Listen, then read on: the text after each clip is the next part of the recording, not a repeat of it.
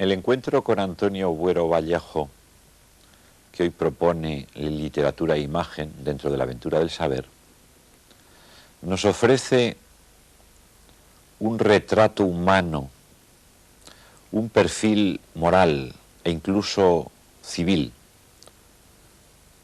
tan atractivo, me atreveré a decir que tan ejemplar, que corremos el peligro de olvidar que Buero Vallejo es, por encima de todo, un autor dramático de extraordinaria densidad. La crítica, y sobre todo los manuales de literatura, acostumbran a distinguir tres etapas en su teatro.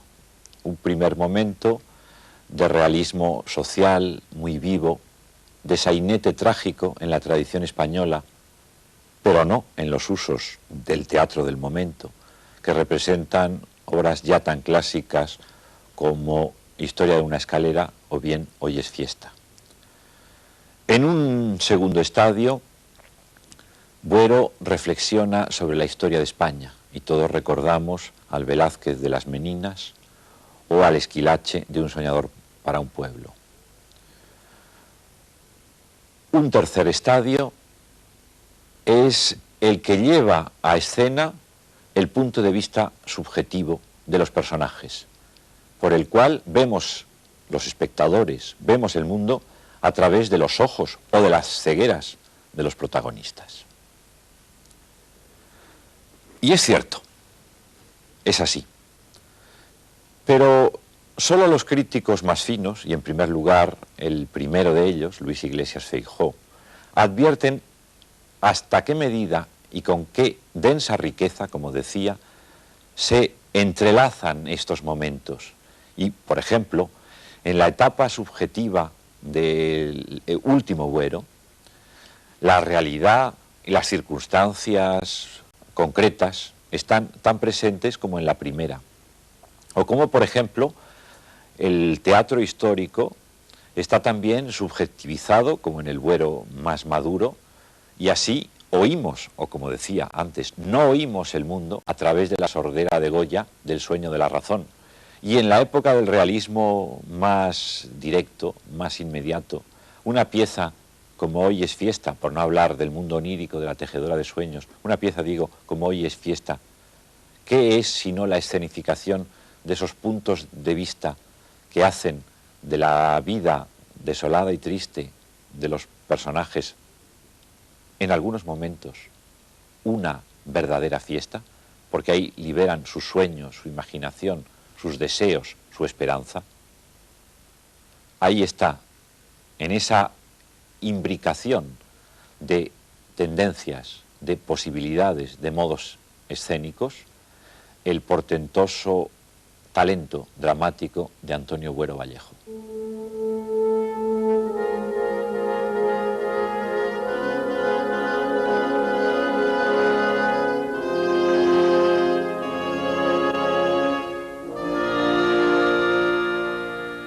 Fernando, eres un desgraciado, y lo peor es que no lo sabes.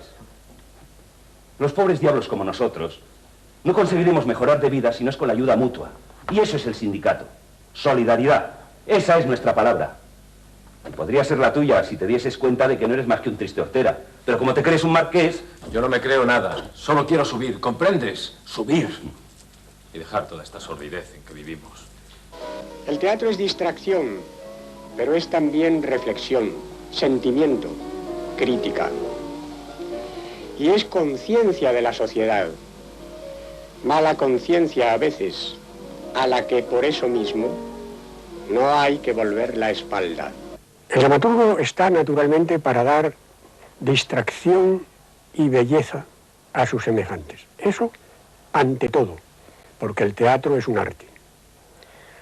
Pero también está para ser un poco, como otros escritores no de teatro forzosamente, para ser un poco conciencia y subconsciencia de su sociedad. Porque a la sociedad se la influye no solo con razonamientos claros, sino con fuertes impresiones, y eso pertenece más bien a la subconsciencia. La imperturbable fidelidad de Antonio Buero Vallejo a unos postulados ideológicos, mantenidos a través de 25 obras estrenadas a lo largo de 43 años de ejercicio profesional, es seguramente la característica más acusada de este dramaturgo, situado entre los más representativos en lengua castellana de este siglo. En 1949, finalizando la primera década franquista, Buero se revela con una obra innovadora que, partiendo de un género costumbrista, el sainete, ahonda en la frustración de unas vidas sin horizontes. El estreno de aquel título mítico, Historia de una escalera, agitó vigorosamente las estancadas aguas del teatro de entonces.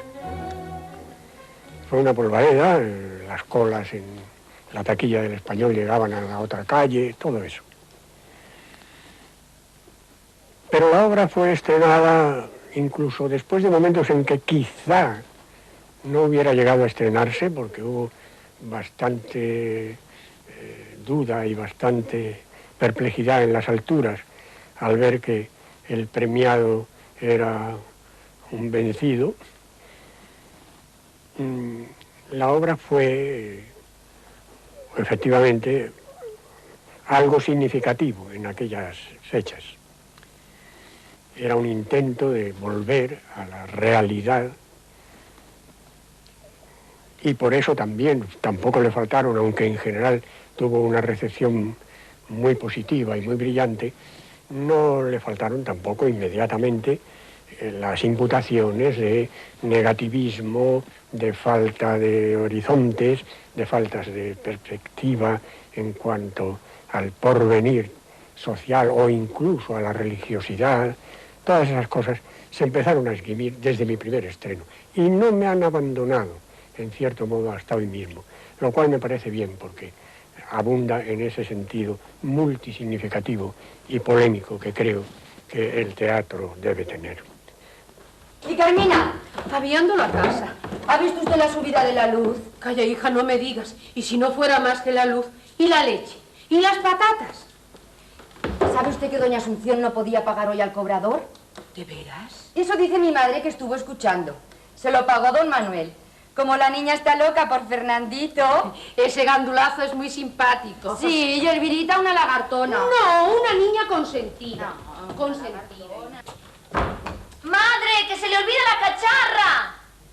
Buero, hijo de un militar culto y sensible, vio la luz en Guadalajara en 1916.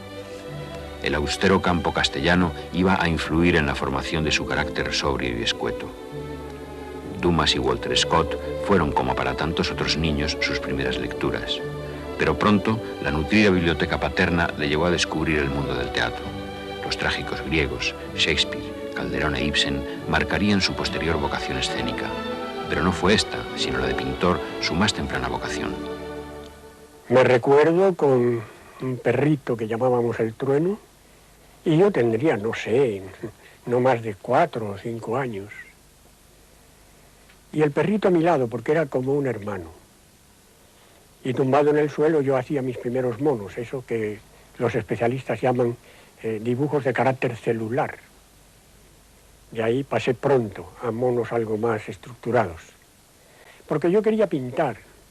Y me pasé toda mi infancia y parte de mi adolescencia firmemente convencido de que yo iba a ser pintor. Pero claro, el escritor estaba dentro. Recuerdo que, siendo muy pequeñín, me dije a mí mismo mientras jugaba solo por casa, si yo ahora, en el dormitorio de mis padres, si yo ahora levantase por aquí la colcha, ¿no se asomaría por el otro lado el duendecito de la rueda de la fortuna, que era un dibujo de las cajas que había entonces de lotería familiar? Y levanté la colcha y me pegué un susto de muerte porque por el otro lado el duendecito de la rueda de la fortuna levantó la colcha y me sonrió. Era una alucinación, naturalmente. No creo en duendes en el sentido fuerte de la palabra. Era una alucinación, pero era una alucinación que me abría ya las puertas a lo maravilloso. Un aspecto que aunque generalmente no demasiado considerado en mi teatro, muy posteriormente saldrá. Y el duendecito de la Rueda de la Fortuna es realmente el protagonista de una obra mía muy posterior, Irene o El Tesoro. Terminado el bachillerato en Guadalajara, a los 18 años Buero se traslada a Madrid para estudiar pintura en la Escuela de Bellas Artes de San Fernando. La brillante vida intelectual y artística madrileña de los años 30 abre nuevos horizontes en el espíritu del joven pintor. Descubre la literatura y el pensamiento marxistas.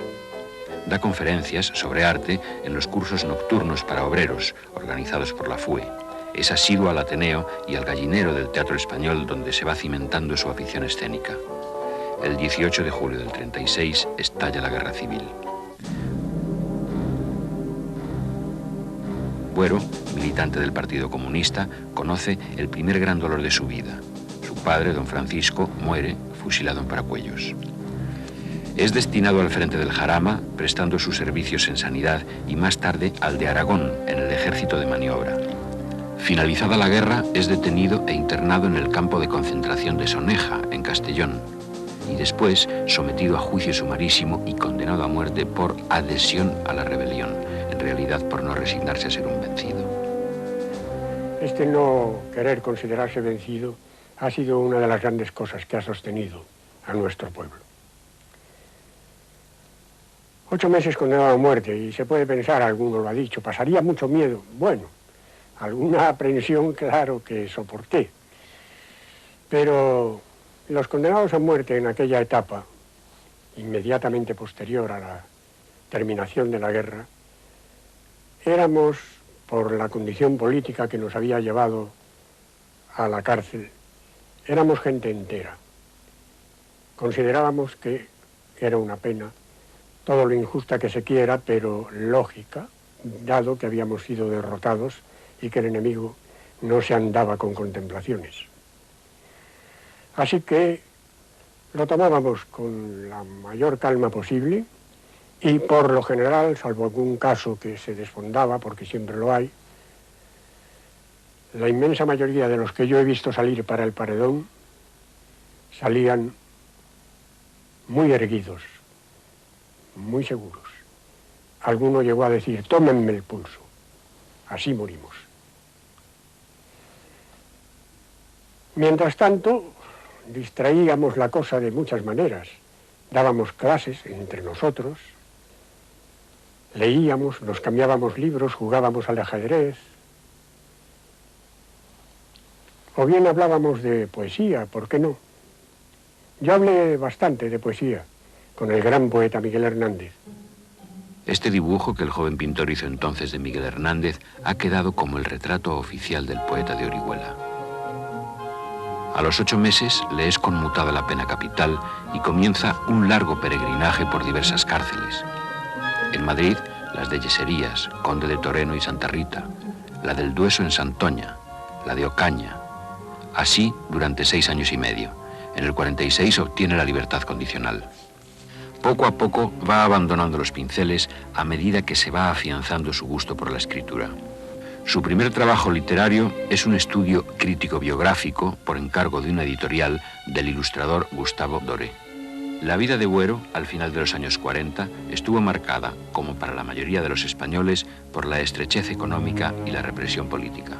Pero fue naturalmente una década en la cual, aunque la dictadura infligió al país entero la mayor parte de las cosas desagradables que hemos tenido que sufrir, no dejaron de apuntarse, sobre todo al final de la década, los síntomas de un cambio paulatino.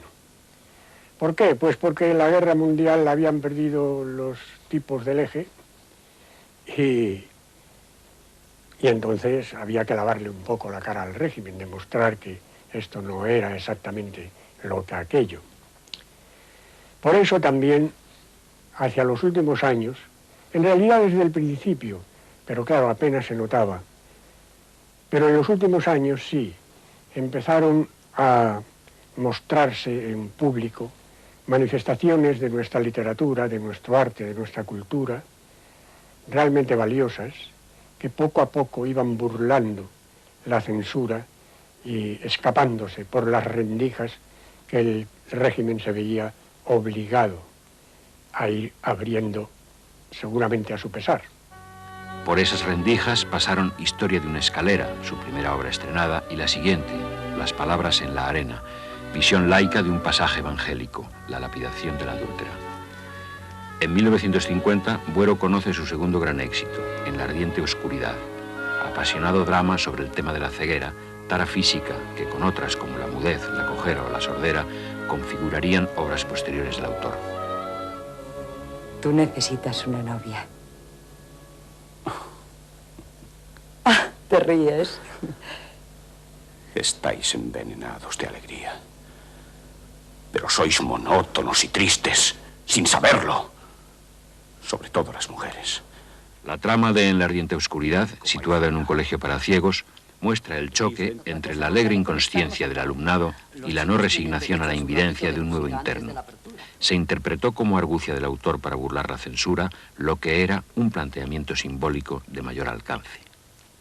Claro, esto en los tiempos del régimen anterior se tomaba, y aún se toma, como un truco, como una manera de disfrazar problemas directos y candentes y cambiarlos por cosas de carácter algo menos preciso. Esta es una cosa muy importante y muy interesante porque todavía colea.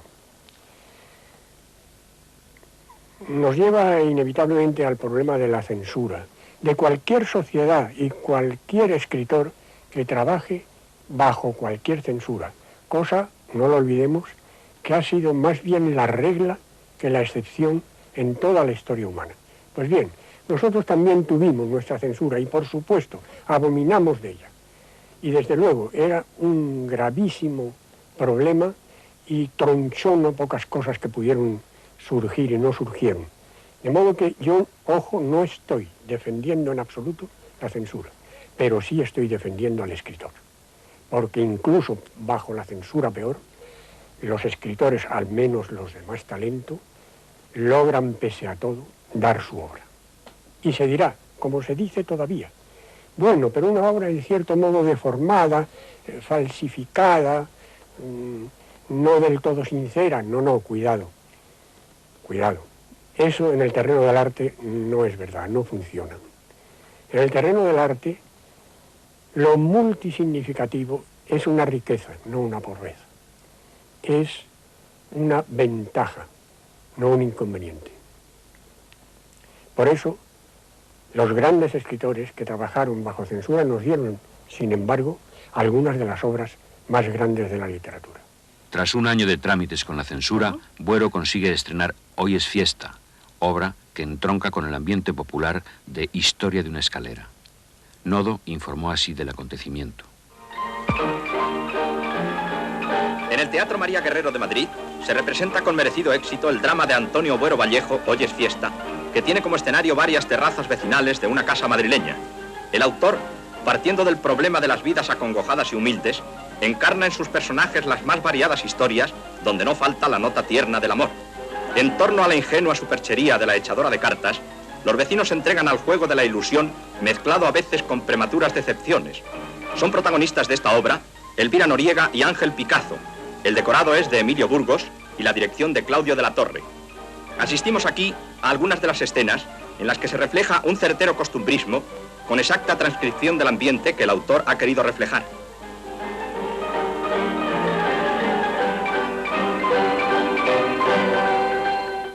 Un nuevo retrato de la sociedad española. Una pobre mujer que por no mostrar su juego hace la desgracia de quienes la rodean y la suya propia. Las cartas boca abajo. Los dos mantenemos nuestras cartas boca abajo en vez de enseñarlas. Y poco a poco se malea el juego. Ven aquí. Puede que me hayan eliminado, no lo sé. Pero si probáramos a levantar alguna de esas cartas que no enseñamos, no me importaría demasiado. Las cartas boca abajo, calificada por algún crítico como existencialismo a la española, se apoya en los tres pilares básicos del teatro de Buero: la crítica social, los enigmas psicológicos y la esperanza trágica. Yo escribo tragedias o dramas de intención trágica porque entiendo, como he dicho, que no solo hay que divertir, aunque es lo primero, o distraer o recrear, sino que también hay que inquietar, hacer reflexionar y hacer sentir. Y que no hay que volver la espalda a los tremendos problemas que siempre nos acosan, sino que hay que darles cara. Hay un tópico muy generalizado en el sentido de que la tragedia es pesimista y que por lo tanto el que escribe tragedias también lo es. Ambos son dos solemnes errores. La tragedia no es pesimista, como sabe cualquier verdadero estudioso del problema. No diremos que tampoco es optimista así en primera instancia. Podríamos decir a lo sumo que es de un pesimismo provisional, pero en el fondo y en su último significado no es pesimista. Y no es pesimista porque en el fondo del más desesperado relato trágico aparente late, siquiera sea de manera implícita, la esperanza. Sí. Esto es tan cierto que los grandes inventores del género, los griegos, llegaron a hacer tragedias con final feliz, conciliador. Y les llamaban tragedias, no les llamaban de otra cosa. Cuando en nuestro tiempo escribimos tragedias, lo hacemos para que el público, si no la obra misma, se atreva a apuntar finales felices, resolutorios, conciliadores, ante el horror que se les ha presentado. En 1958, Antonio Buero inicia con Un soñador para un pueblo su ciclo de teatro histórico, que se va a desarrollar en las antípodas de las exaltaciones patrióticas o los dramones románticos propios de Marquina o Villaspesa. Un soñador para un pueblo, versión libre de un episodio sucedido en 1776 bajo el reinado de Carlos III, el motín de Esquilache, es el drama de un poderoso que pierde el poder y el de un idealista que choca con la grosera realidad, al tiempo que aborda el más profundo problema que se pueda plantear sobre los españoles y su historia, el de las dos Españas. El rey y sus ministros soñamos con modelar una España nueva. Y vamos a poner todo nuestro empeño para que este deseo se convierta en realidad. No permitamos que unos cuantos asesinen el sueño de todo un país. Porque el sueño, como bien se dice en una tragedia inglesa, es el alimento más dulce que se sirve a la mesa de la vida. ¡Viva la Ilustración! ¡Viva las luces! La dedicación a la pintura, que Buero abandonó, se ha venido expresando indirectamente a través de toda su producción teatral, en los decorados, en el color, en la luz. Soy un aficionado de toda la vida a la buena, a la gran música, y de toda la vida un obseso por la pintura, que sin embargo abandoné. Ahora bien, sucede que el teatro, en sus manifestaciones más redondas, es, además de literatura, siempre música y pintura. El teatro fue también música desde que se inventó. Las obras griegas tenían sus acompañamientos cantados, musicales, por el coro. Y el teatro no ha abandonado la música hasta nuestros días mismos. Pero también es pintura. El teatro es un espectáculo que se apoya en la plástica. Y la plástica es, en un gran porcentaje, pictórica. De modo que mis fallidas aficiones por la pintura, o incluso por la música, tuvieron sobrada compensación al dedicarme a escribir teatro. Y por eso, no sé si todas, pero buena parte de las obras que he dado a conocer tienen irrevocablemente música, y no solo como simple acompañamiento de algún momento, sino más por dentro de la cosa, es decir, como factor importante en el argumento mismo. Algunas, por ejemplo, pues el concierto de San Ovidio, la palabra lo dice, se trata de un concierto, nada menos. ¡No vayas a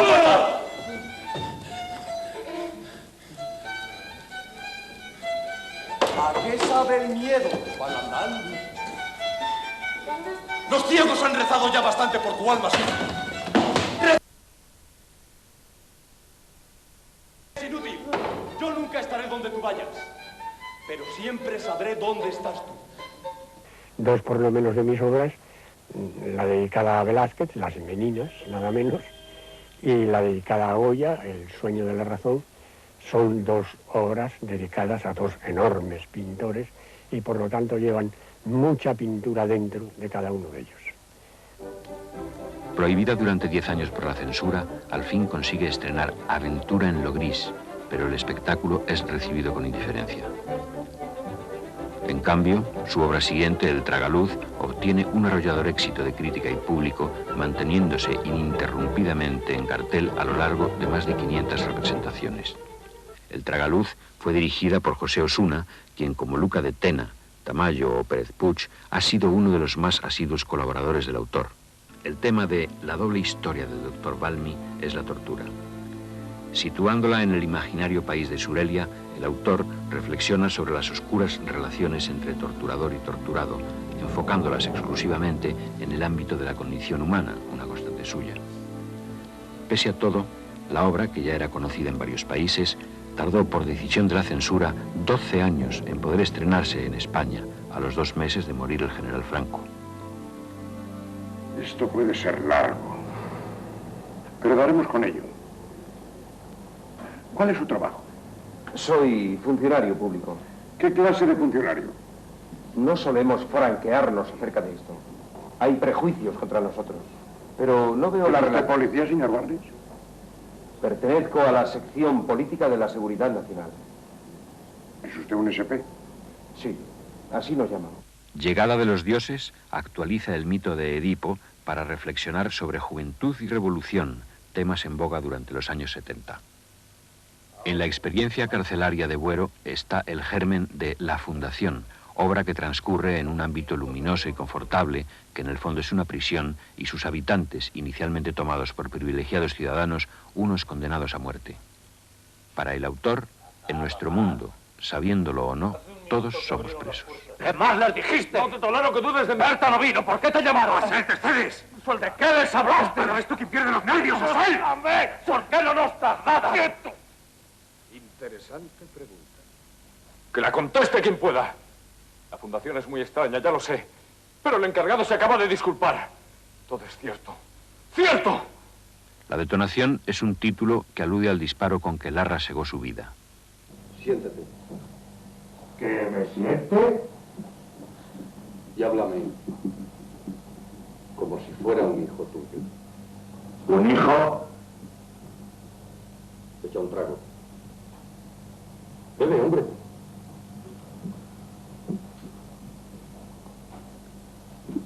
Y ahora piensa que soy un niño ignorante y que mi padre eres tú.